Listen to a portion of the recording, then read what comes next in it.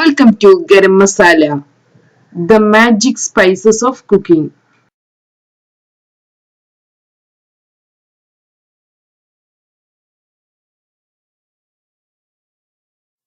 Dates chutney. ഇന്ന് നമുക്ക് ഈന്തപ്പഴം ചട്നി തയ്യാറാക്കിയെടുക്കാം. ഇത് ബിരിയാണി, ഗീ റൈസ് ഇവയുടെ കൂടെയെല്ലാം നല്ലൊരു കോമ്പിനേഷൻ ആണ്.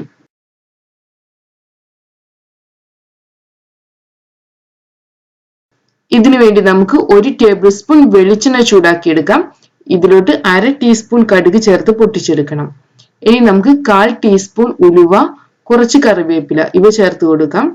അടുത്തതായി ഇതിലോട്ട് നമുക്ക് ക്രഷ് ചെയ്ത് വെച്ചിട്ടുള്ള 1 ടീസ്പൂൺ ഇഞ്ചി, 1/2 ടീസ്പൂൺ വെളുത്തുള്ളി, 2 പച്ചമുളക്, 1 സവാളയുടെ പകുതി ഭാഗം ഇവ ചേർത്ത് കൊടുക്കാം. നമുക്കിതിനെ പാനിലോട്ട് ചേർത്ത് കൊടുക്കണം.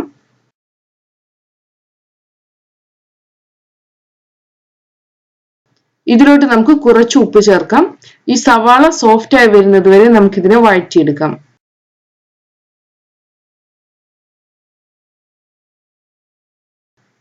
ഇനി ഇതിലോട്ട് നമുക്ക് 1/2 ടീസ്പൂൺ മുളക് പൊടി ചേർത്ത് കൊടുക്കണം. ഈ മുളക് പൊടിയുടെ റോസ്മെൽ പോകുന്നത് വരെ നമുക്കൊന്ന് ഇളക്കി കൊടുക്കാം. അടുത്തതായി നമുക്ക് പുളിയാണ് ചേർത്ത് കൊടുക്കേണ്ടത്. ഒരു നെല്ലിക്ക വലിപ്പത്തിലുള്ള പുളിയാണ് ഞാൻ എടുത്തിട്ടുള്ളത്. ഇതിനെ പിഴിഞ്ഞെടുത്ത് ഇതിന്റെ ജ്യൂസ് ചേർത്ത് കൊടുക്കാം.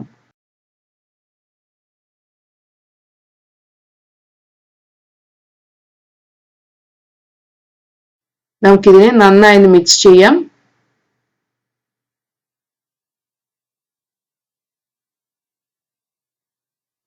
ഇപ്പൊ നമ്മുടെ പുളിവെള്ളം തിളച്ചു വരുന്നുണ്ട്.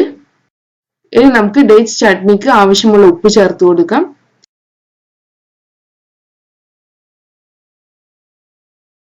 അടുത്തതായി നമുക്ക് ഇതിലോട്ട് ഈന്തപ്പഴം ചേർത്ത് കൊടുക്കണം. ഞാൻ ഇവിടെ 15 ഈന്തപ്പഴമാണ് എടുത്തിട്ടുള്ളത്. ഇതിന്റെ കുരുവെല്ലാം കളഞ്ഞു വേണം ചേർത്ത് കൊടുക്കാൻ. ഞാൻ ഇവിടെ സോഫ്റ്റ് ആയിട്ടുള്ള ഈന്തപ്പഴമാണ് എടുത്തിട്ടുള്ളത്. ഇത് സോഫ്റ്റ് അല്ലെങ്കിൽ ചുടുവെള്ളത്തിലിട്ട് ഒന്ന് സോഫ്റ്റ് ആക്കി എടുക്കണം. അതിനുശേഷം വേണം ചേർത്ത് കൊടുക്കാൻ. നമുക്കിതിനെ നന്നായി ഒന്ന് മിക്സ് ചെയ്തെടുക്കണം.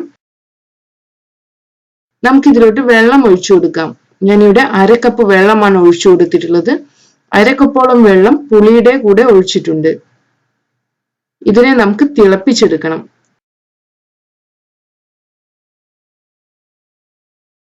തിളച്ചു വരുമ്പോൾ ഇതിലോട്ട് നമുക്ക് 1 ടേബിൾ സ്പൂൺ പഞ്ചസാരയോ അല്ലെങ്കിൽ ശർക്കരയോ ചേർത്ത് കൊടുക്കാം.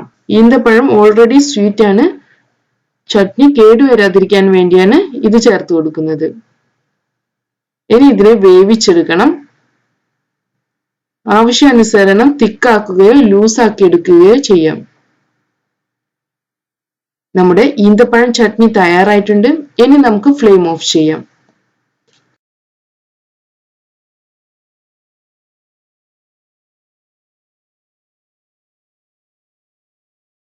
അങ്ങനെ നമ്മുടെ easy and tasty dates chutney തയ്യാറായിട്ടുണ്ട്. ഈ ചട്നിയെ നമുക്ക് ബിരിയാണി, ഗീ റൈസ് ഇവയുടെ കൂടെ എല്ലാം സെർവ് ചെയ്യാം. ഇതിനെ നമുക്ക് ഒരാഴ്ചയോളം ഫ്രിഡ്ജിൽ സൂക്ഷിക്കാം. Thank you.